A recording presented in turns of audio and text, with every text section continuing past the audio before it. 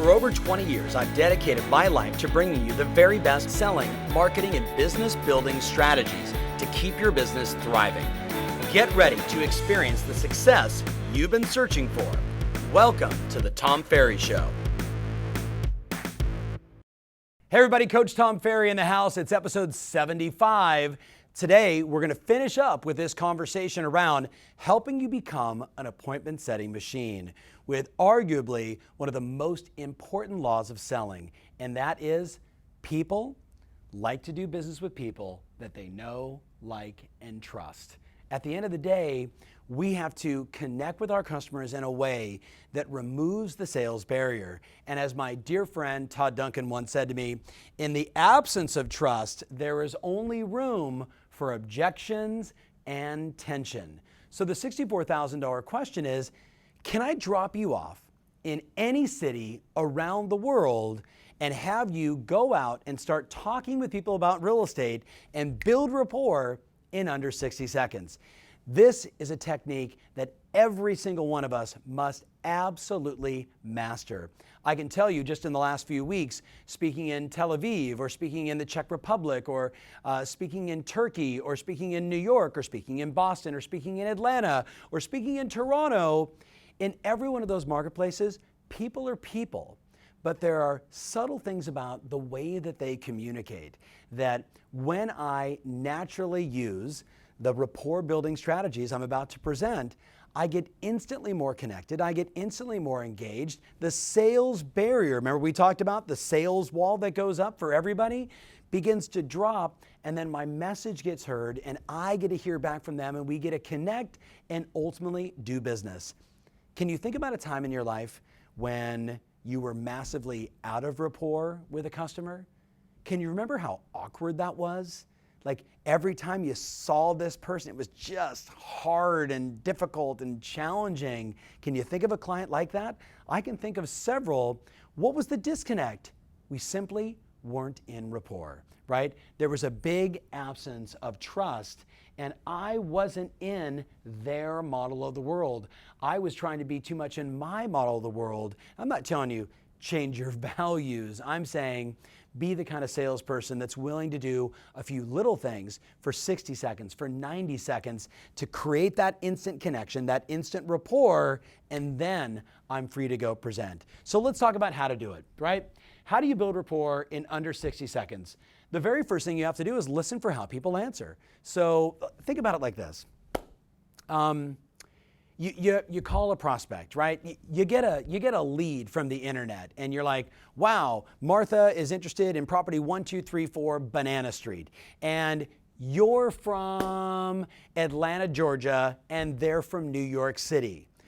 Do those people talk slightly different? Think about it, like New York City versus Atlanta, Louisiana versus Laguna Beach, California.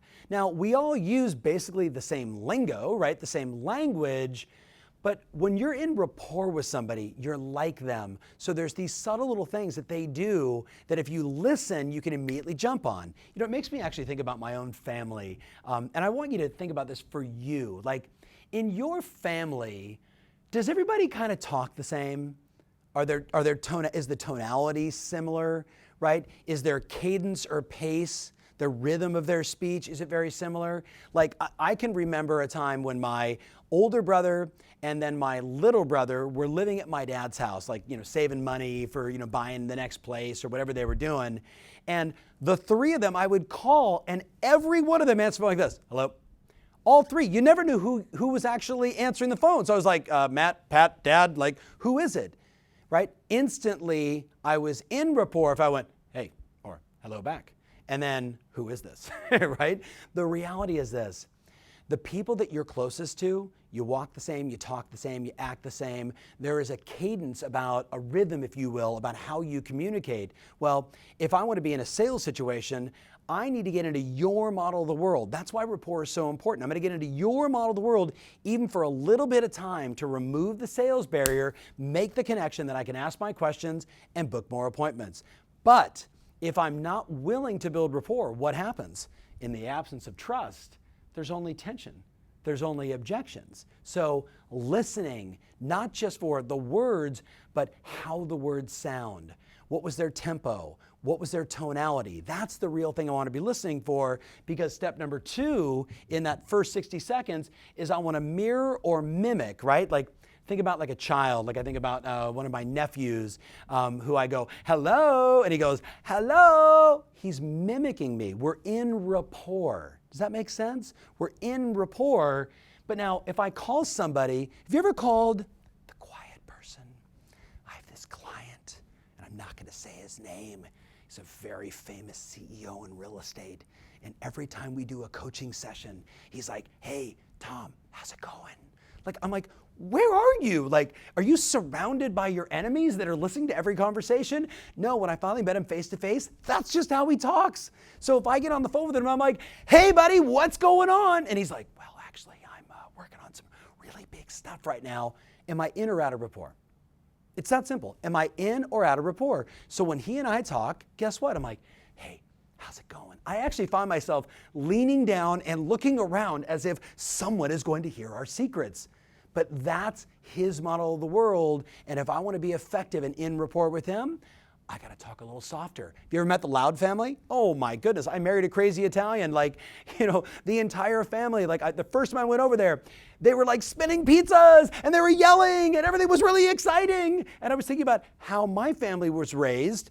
We all sat around the table quietly, ate our food, and then we got up and went around our business. But in their family, everybody's yelling. So the first time I had dinner with my in-laws, was I in or out of rapport if I was quiet?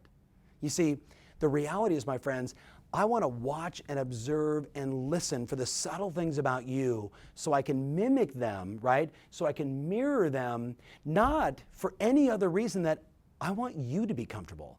I want you to be comfortable. I'm so comfortable in my own skin that I can put all of my energy and all my focus on you to see the subtle little things about you that I can mimic just a little bit that makes your sales barrier drop, your sales wall drop, and now you're more open and receptive to having a conversation. So volume's a big one.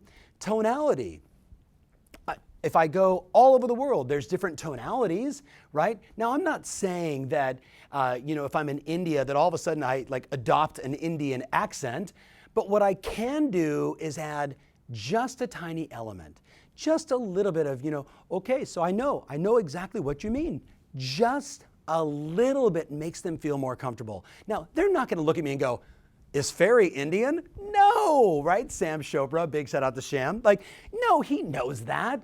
But again, I'm so comfortable in my own skin, I'm going to adopt a little bit of the tonality to make them feel more comfortable, to make them feel more like I'm family and people that they know, so I get through the sales barrier just in that first 60 seconds to connect. The next one is rate of speech. We've all been here before. What does every fast talker think about slow talkers? Could you imagine, by the way, if I did the entire Tom Ferry show at this pace? You'd be out of your mind. Well, here's the deal. Guess what? If I'm in the South, I'm going to talk a little bit slower. I did a talk recently in New York City. It was a 1-hour talk, and I said, look guys, here's what's great. I can talk basically and give you 3 hours worth of content in 1 hour, and they're so fast, they're so slightly ADD that it was perfect for them. I was in rapport, but if I go to the South, I just slow it down a little bit, right? I just slow it down. By the way, I missed one on here. Here's one that we forgot about. You got to mimic their words. How did I forget that one, right? Do you know, I got clients in Texas that don't go on listing presentations, they go on visits. They go on visits. Do you know if you're up in Canada and you say, are you working for sale by owners? They scratch their head and say, what? But if you say, are you working privates? They go, oh yeah, privates, of course, which it's just a different dialogue for them, those different subtle words. So you're on the phone, you're talking to a customer, and they keep using a word, a pattern, over and over and over and over. If I want to be in rapport, shouldn't I mimic those same patterns? Of course you should. You see it with your family. I want you to start to notice everyone you spend your time with inside the office. Who do you have instant rapport with? And who do you have to struggle to get rapport with? And who do you have anti-rapport with? You know anti-rapport? This is actually a game that when I first learned about rapport, I used to get on elevators. And you've been there before, right? You've ever been on an elevator? What does everybody do when they get on an elevator? They immediately grab their phone and look down, right? Or they stare at the elevator lights as if by staring at them, I will magically go faster. So when I was really studying and trying to master rapport, I'd get on elevators. Now just imagine this, right? Here's the elevator door. I hit my button and I would just do this. Good morning, everyone, on the elevator. And you'd watch people freak. Now, some people would go, oh, good morning, and they'd be very comfortable. And some would just instantly out of rapport. Does that make sense? Instantly. You should look around your office. Who do you connect with? Who do you have instant rapport with? And then ask yourself why. Could it be volume, tonality, rate of speech? Oh, we're just really quick like that. Oh, we kind of keep things a little more mellow and groovy. You know what I mean? Like all those little subtle things. How about emotional state? You call a prospect. You ever called somebody before and they're angry over the phone? What do? I call a prospect, they're angry. They're like, hi, I'm calling for Mr. Jones. You're the 42nd real estate agent that's called me today. And I'll go, oh, I'm so excited that I'm calling you. No, you're instantly out of rapport. I go, 42nd agents? Oh my goodness. Next thing you know, they'll be flying helicopters over your house and dropping off bombs just to get your attention. Is it driving you nuts yet? And would you like to solve the problem? And guess what the customer does? Oh, finally someone just like me. Finally someone just like me. I want to remind you, people are more comfortable doing business with people who have the similar volume, a similar tonality, a similar rate of speech, a similar emotional state, and use the same words. And when I take the time to mimic them and listen and focus all my energy on the customer, guess what? Sales wall drops, appointments go through the roof. The last one is an easy little tip. Validate the client's answers, or what we call repeating and approving. So I say to Taz, what's important to you in hiring a real estate professional? Or what's important to you in buying your next home? And they say, I'm looking for 3-bedroom, 2-bath, this, that. Now, first of all, if I repeat back all your answers, what does that tell the customer? How are they thinking about me? Wow, this guy's really paying attention. He's really listening to me. Finally, someone is really listening to me.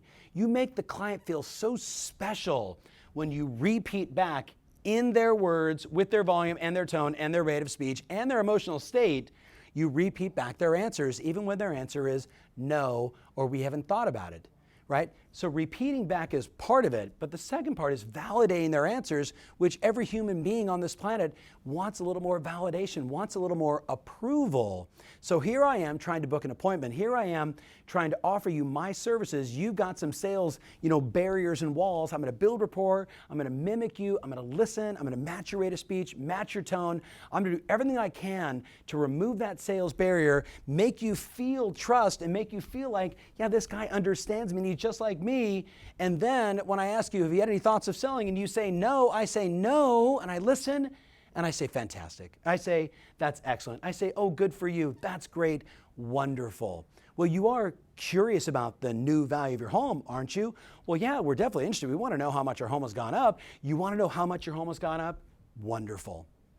I listen, I repeat, and I validate. I give approval. And when you do these basic fundamental tips, your rapport skills go through the roof.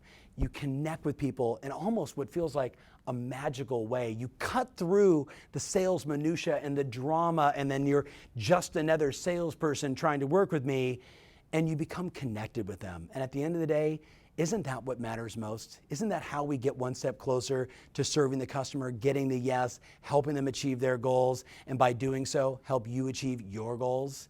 So here's some tips for you. Here's some assignments. Number one, play the anti-rapport game with people and just watch what happens. Just for fun, call 5 people, not past customers in Sphere, but call 5 people that, like old leads that you don't care about. Get them on the phone, and if they answer the phone like this, like, hello, go, hi, I'm just calling to figure out if you want to talk about real estate. Like, go the exact opposite of them and just watch how they react. Just listen to how they react. As you're meeting people on the streets, do anti-rapport with them. People are walking really fast and you're in the group, walk really slow and watch how it annoys the fast walkers in your group. You know what I'm talking about. I want you to experience the gap between connected and disconnected when it comes to rapport, so you really validate in your own mind how important it is. And then I want you to play a game called Build Rapport with every person you message and communicate with for the next week. And I want you to notice how it makes you feel, right? I want you to notice that if you come home and your spouse is upset, that you get upset with them, not at them, with them, and see if you can pull them out of it, right? You call a friend who is like totally elated, right? And you're elated with them. You call a friend and they talk really fast and you're historically maybe a medium-paced talker or a slower talker, and you raise your game with them. Notice how it makes them feel. The whole game, my friends, we started this little 3-part series by how you feel on the inside radiates to the people on your outside, right? How you feel on the inside radiates to the people on your outside.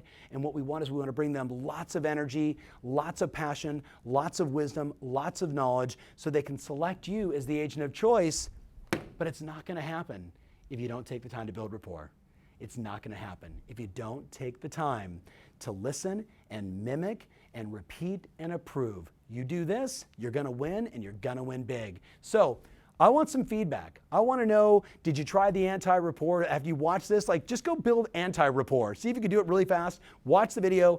Go like disconnect yourself from someone and then give me a comment. Give me some feedback. Let me know your feedback. I want to know, have you found this little 3-part series helpful? Did it help you increase your number of appointments? Because that's what it was all about for me. So thank you so much for watching. Remember, always your strategy matters. And now more than ever, your ability to get on the phone and book lots of appointments absolutely rules. Thanks for watching. If you love what you're seeing here, then click the button below to join our online community absolutely free. Thanks so much.